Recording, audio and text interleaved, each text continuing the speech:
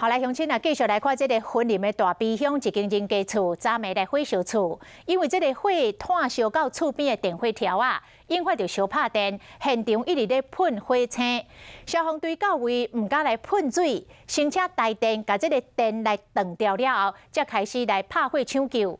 啊，因为这个厝有设几啊道的铁门，消防队敢若破门就用20分钟，啊，把这个大火拍花了后，才来发现讲。 独居的厝主已经消失伫个房间仔底。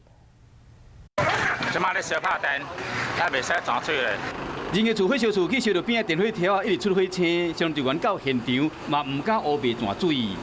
等台电来断电。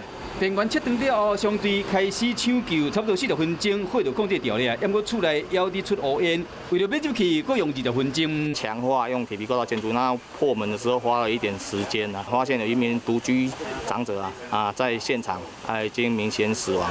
厝边讲被烧死的厝主表示是家己大，烦恼讲有贼仔弄到铁门加铁窗。因有囝伫台北啦，伊家己搬怎啊遮大啦，平常都含阮较无互动。同款伫昨暝，台中74号太原的交流道发生火烧车，要落交流道的车拢冻掉咧，消防队无法度去到现场，只好靠警方带路挖掘去拍火。交流道口到车上去。